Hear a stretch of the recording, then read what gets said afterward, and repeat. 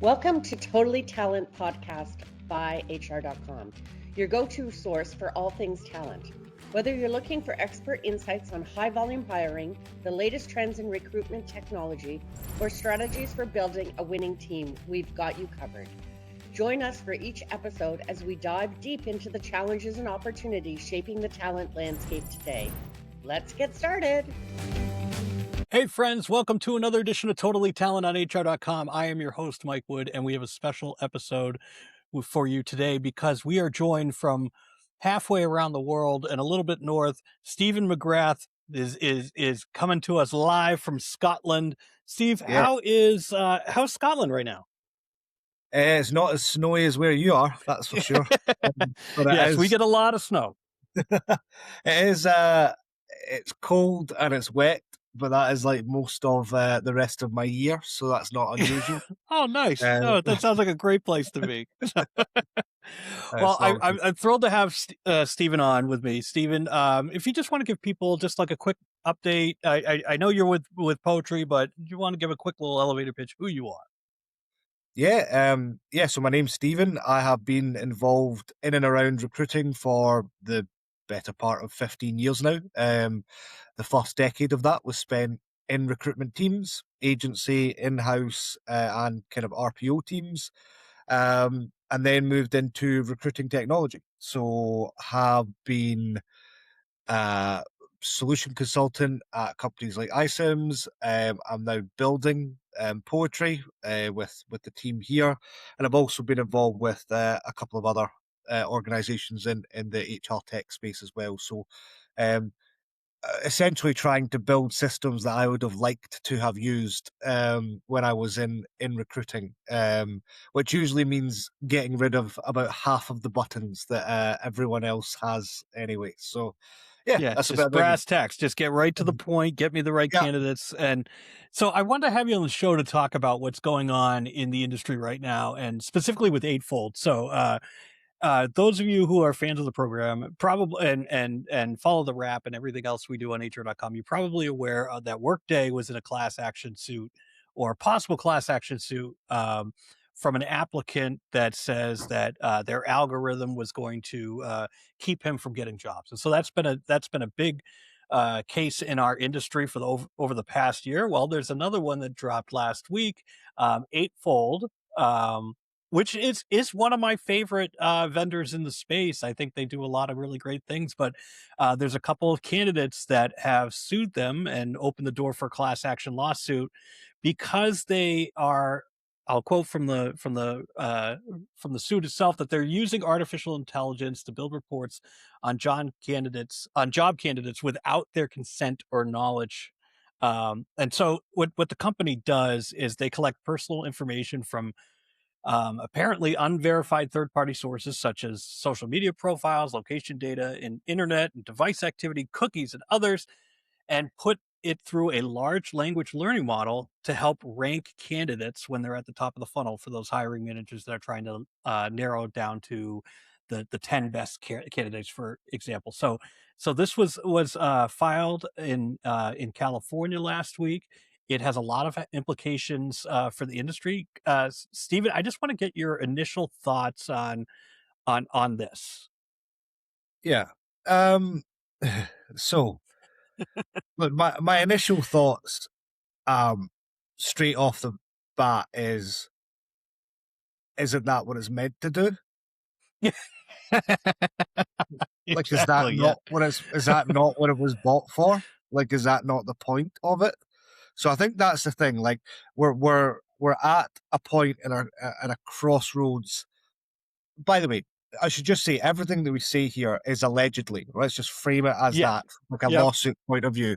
So everything that kind of follows here, but like we're kind of got to a crossroads point of view where candidates are demanding transparency that they probably never demanded before. They're probably only demanding that transparency because they now see how AI works for them personally, right? Through conversational AI, LLMs that they have access to. They see that it can go and fetch data from far and wide and bring back information, but they're also probably seeing how that information can sometimes not be true or falsely represented or not factual.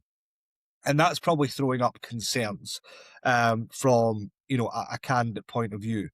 But a quick look at Eightfold's website and a quick look at, what they do and what they've specialized in for, their entire lives as a company, it is all of this stuff. So the people that buy that software are very aware, or should be very aware, that that is what it's meant to do. It's meant to rank people. It's meant to score them. It's meant to look at factual components across a variety of different things and make assessments based on not just somebody's CV, but a whole bunch of information around it. So I think we shouldn't be surprised that that's what it does, because that's what they've said they do. But what we maybe need to look at now, and maybe need to consider more than ever, and this has happened with Workday, with iSIMS recently had a half-hearted lawsuit kind of go through as their process as well. Yeah, and if it hasn't already happened, I think they're all going to face a similar. Yeah, and I think there's candidates in the information era, which people have been saying that we're in for years, but we definitely 100% are now, because it is so readily available. People are just now going to find out exactly how things are used and what it's meant to do and what it's designed to do. And quite often, if you're not successful in a process, you'll feel that is unfair, right? No candidates that have ever got a job through a system are complaining about how it works. That's for sure. Right? They're like, yes, this is brilliant. But it's certainly the ones that maybe feel like they've not been represented fairly, will go and perhaps dig into more now about why that's the case. So I think there's, my immediate reaction is one of, I'm not sure that this will go anywhere. I don't think that it's necessarily going to stand up loads. Well, it's all public information is what they're grabbing for. They're all like, so if they're looking at LinkedIn, they're pulling in that information. They're looking at other, legal sources. Yes. What the problem is if it's making an inference on you. Like if the algorithm is saying, okay, so over the past years, for example, I've had a couple of 1-year stints at companies. Now like Eightfold would probably flag this as something's going on with Mike. He's a damaged candidate. But when it doesn't necessarily have all the information. By the way, I'm not a damaged candidate. Yeah. He's a good guy. He's a good.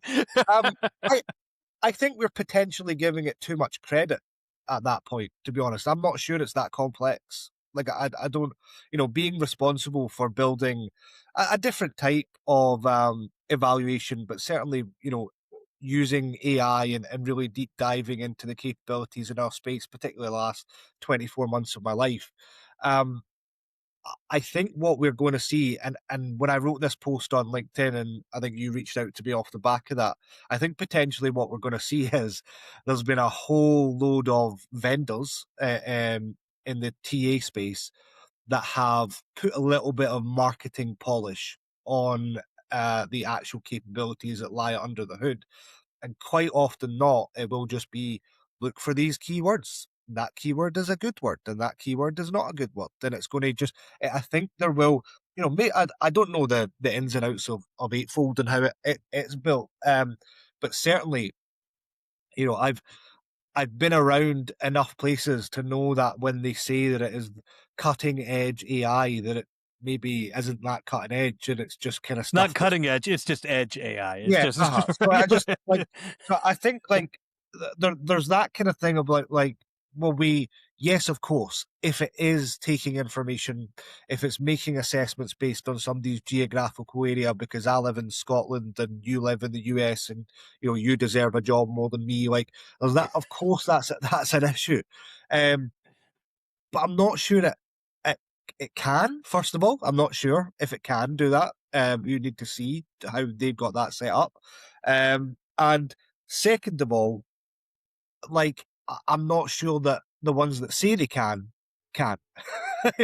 Yeah. So I wrote something at the beginning of this year. What I'm looking for this year is essentially, for the past 2 years, or ever since ChatGPT dropped, I think it was in March of 23, we've been being sold a promise. So we're being sold something that like, we're going to be able to do this, we're going to be able to do that. And now that Yeah. we've reached the point where like AI is everywhere, you're going to have to deliver on these promises. Yes, And absolutely. especially in any of these like kind of like the new startups that are out there and whatnot, you're gonna have to deliver on your product.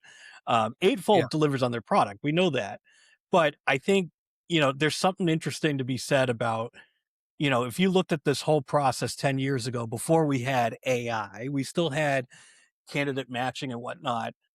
I would Yes. say in the past 10 years it's gotten harder to get a job Oh yeah. because No, it 100%. Yeah.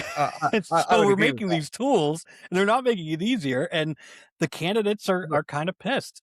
And they're so not candidates are designed to going to, make. Yeah, they're yeah, not designed to make it easier for a candidate though, right? Like that we yeah. can claim that that's the case, but most tools are not designed to be easier on the candidate. No offense, Workday, but if you ever opened up a Workday application form, it is, I think people have nightmares about that. And I think like that's the thing is that we talk about candidate experience quite often. We talk about the need to improve that and how that represents your employer brand. But the reality is that it's like, how do we make it cheaper, faster, quicker for us and our Yep. team to get through as many of these things as possible? And yeah, that comes in the form of basic knockout questions, attached to an ATS. That comes in the form of adding a layer like an eightfold into the mix that is going to rank and score people based on something. I In 2009 when I started in recruitment, and I've not done this in a long time, so everybody just calm down before I say what I'm about to say. But Call a candidate on the phone. yeah, here's a candidate you spoke to in 2009. They want that, and then I would go on to CV library and be looking for engineers in Aberdeen that were going to go and work in oil and gas companies. I would organize it by matched fit to the job description per CV, and I would phone anybody that was above 90%. Anyone that wasn't, I didn't phone. And that was common practice, and that is common practice. And it still is, I think, today. And essentially, we've just made software do that part. So, like, whether we like it or not, candidates haven't always got a fair shake. We can pretend, like, we can all be the type of recruiter that goes on to a LinkedIn post and says, I listened to Stephen McGrath on that podcast and I review every single CV I've ever got. You're lying, but that's okay. That's all right. But You you know, are the, wasting your time. but the reality is that, like, we've been doing this through either human error, me, um, doing that previously, or now software doing exactly what we had designed it to do. So I think like that's always been there and it's always going to be there. What I think we're learning now is that we just need to maybe be a bit more honest about that rather than trying to pretend like we're not doing it. So I think Yeah. that's And I probably think, what's going to come here. I really wish a lot of ATS companies would do this. And maybe you could help me like why they aren't doing this. Why aren't they providing someone with their match score? Right off the front. Like, why aren't you saying like, okay, you matched this job this percent, so just so the candidate knows where they kind of rank and Yeah, everything. I mean, they wouldn't do that because they would end up in lawsuits right now. You would have to Yep. change the form of that around. That is a brilliant idea. I've quite often thought about the concept of, here's a business idea if anybody wants it. The concept of doing essentially skills profile hiring. So you upload a profile that's not a Mhm. CV, but it's essentially a series of, let's say, technical questions. If you're a software engineer, it gives you a score. It gives the recruiter or the hiring manager a score. And essentially you then know, well, I'm a direct fit for X, Y, or Z jobs, right? And you know up front that you have got this answer to these technical skills. Essentially what you're asking is the pure application version of that, right? Which is if you're going to Yeah. upload um your CV or your resume into an application form, why shouldn't you know how much of a fit you are for that? Now, the reason you shouldn't is because a recruiter should be a good recruiter and they should take your CV and they should read it and they should go through all of it and they should match that and they should still give you a call, even if you're only 75% of the way there. but recruiters are tired, man. Like, they are getting hammered every single day to do more work with less resources. They aren't able to, even think about how to use this system because another 2 systems that they need to use for that day have just got their updates, and someone else has bought something else that's going to change their life. And, it, and they're judged by time. Yeah, it's They're very judged easy. by how fast they can fill Exactly. a Right. And that's the thing. Like, it all comes down to time. So I think, like, the reality is that is a brilliant idea in principle, right? But i.e. an ATS providing somebody the score up front. But if I get 75% in a product experience manager job, which is currently my job title, and I'm probably one of 300 of those people in the world, I'd be like, why did I score 75%? And then I get an angry email, and then I contact a lawyer, and then I go through it all now for the other way. So I think, like, yeah, it sounds good in principle, but I think what we need to just be mindful of in front is, let's just be honest about what the technology is doing, first and foremost. So when you're applying, if you have a layer to Eightfold or any other one of these companies that does this, which there's lots of, by the way, just as an aside, everybody buckle up because there's lots of it. The reality is that really there's just a disclaimer in there, and that disclaimer is all about how that data is being used and you agreeing to it. The brilliant thing is, by the way, nobody reads them anyway, so it's fine to just put them on it, and somebody will probably still apply for the job. So yeah. Yeah, it's just I think recruiters right now is we've trimmed all the teams. We're trying to say AI can do it, but at the same time, the candidates, there's way more people applying for jobs, and that's probably half due to the economy, half due to how easy it is to apply for some jobs. Yes. And then you're just stuck in this vortex, and you're stuck in you don't know, and it's bad for everybody. So if I could solve this problem, I'd be a millionaire or whatever. But Sure.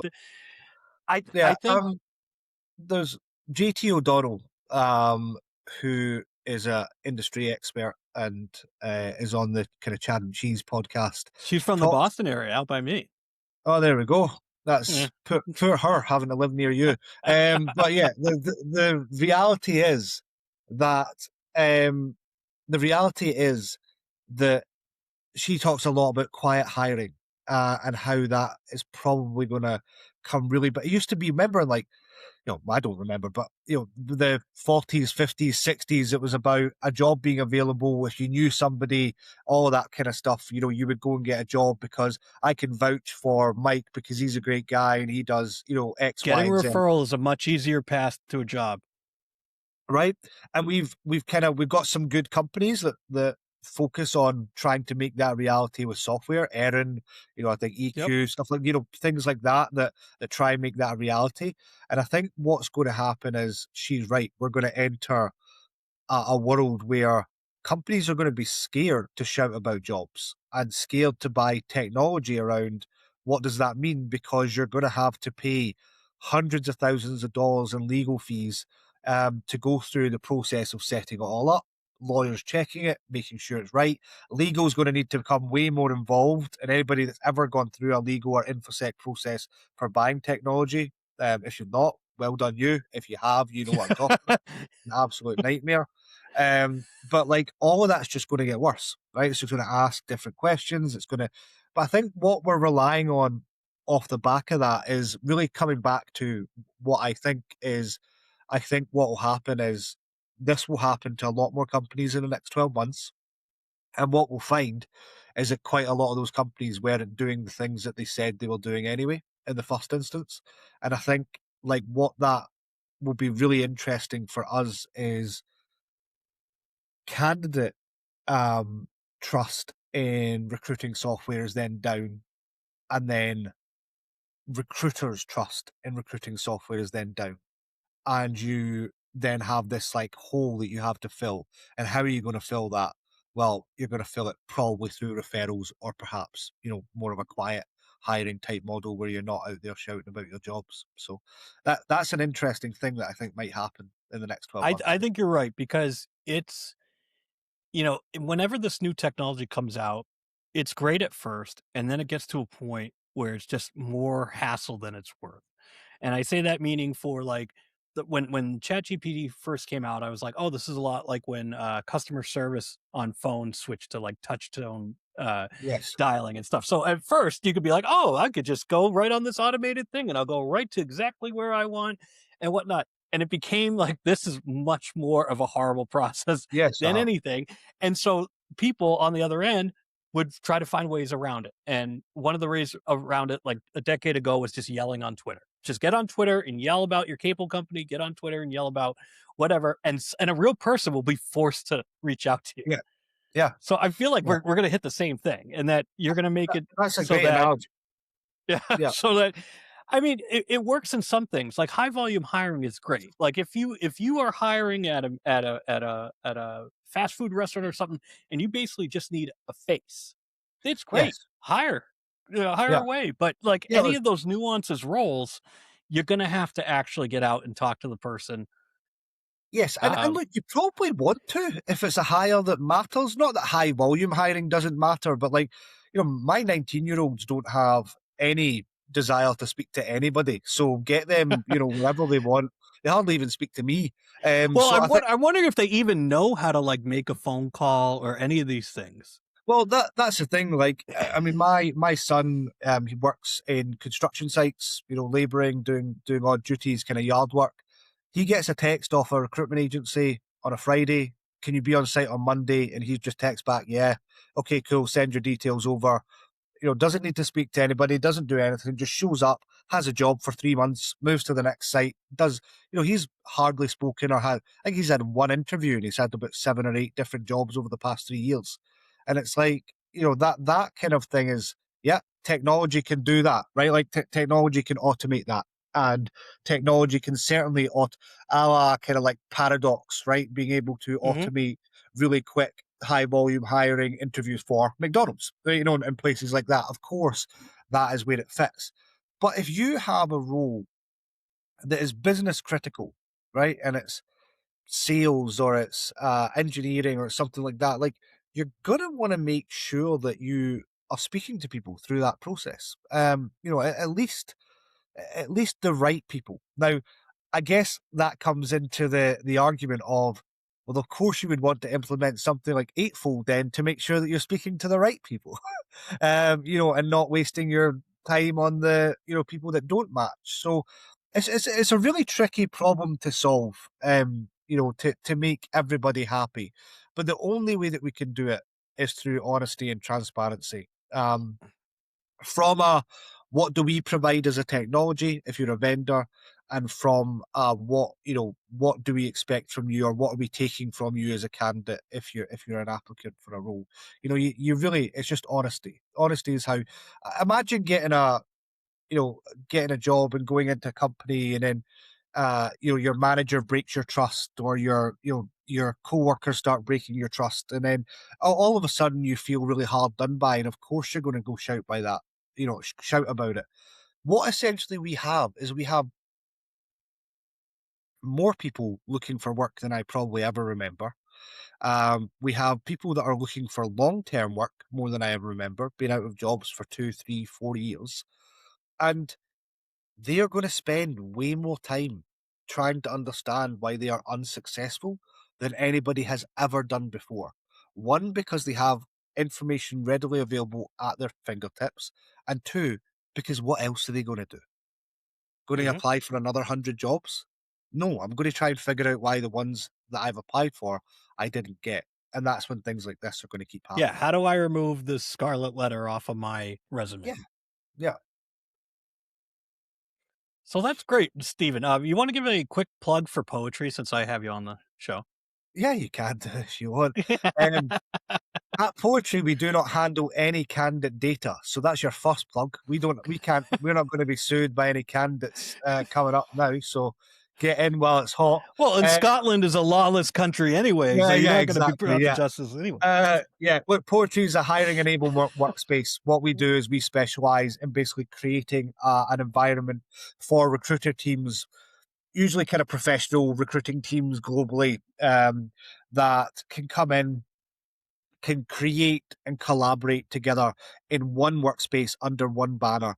What we do slightly different to writing assets or anything like that anywhere else is we have all of your brand guardrails in and locked in our platform. So if somebody's creating interview questions or job descriptions or job adverts or reaching out to candidates for a job, we essentially make sure that we look at all your company rules and guidelines first before we do any of that, which is something that we really have had to, enhance and stay on top of. But very purposely, we do not do candidate data. So we don't bring any candidates into the fold. We don't use AI to benchmark anything. We use AI the way that I think it should be used, which is to save people time to do mundane tasks that they didn't sign up for, basically. Yeah, the mundane tasks, keep AI there. The mundane tasks are just brutal. I got one more question for you, since Scotland surprisingly is in the World Cup. Yeah. I've been following Adam Gordon. Yes. Are you and him going to be making the trip down to the US to see these games? And I only ask because it's in my backyard. Yeah. And so I want you to know that the Foxborough Stadium is not anywhere near Boston. So that's a little tidbit. Yeah. Yes, probably is the answer. It got to a point where tickets were getting a little bit crazy, which would be a no for me. My fiance wants to get married next year, and me telling her that I'm going to spend $5,000 going to watch the football was probably not going to go down very well. But tickets seem to have come down. Flights seem to have come down a little bit. So now that the dust has kind of settled, I'll have a look. If I can be there, I will be there. I think Adam 100% will be there. Yeah, and then you got to juggle whether coming into the US is a good prospect right now. That's all right. I've been enough over the last 2 years. But anyway, if you do come, I'll give you the key to the city. I'll give you the tour. I'll give you everything. I don't need to spend $5,000 to go see a World Cup game, but if it was my country that's never or hasn't been in it in 30 years, that's great. Yeah. I was 6 years old the last time it happened. So wow, yeah, crazy. Yeah. Well, I hope you guys come and experience the beauty that is Foxborough, Massachusetts. Which I'm very lucky that my brother has season tickets to the Patriots, and so I'm able to go on I've been to probably 7 games this year, and it's a wonderful experience. And so one more still to go. One more, yes. The Patriots, they're in the Super Bowl again. Way faster than I expected. They won 8 games total over the past 2 years. It's been brutal, but they have a good team this year. So we'll see what happens, but it's nice to still be in it. But thank you, Stephen. Thanks for being our voice of reason with this 8-fold lawsuit. And if anyone wants to check him out, Steve McGrath on LinkedIn, poetry, check out all the stuff that he does. And if you are going to be, you'll probably be at RecFest again this year. He's always at RecFest. So if you go to Nashville in the fall, you'll see Stephen there. So thank you, Stephen. Perfect, mate. Cheers. Thanks for tuning in to the Totally Talent podcast by HR.com. We hope you find today's episode insightful and inspiring. Don't forget to explore more episodes and discover valuable resources at hr.com/podcasts, where you can listen to all of our podcasts. Until next time, keep leading with purpose and making a difference in the world of talent.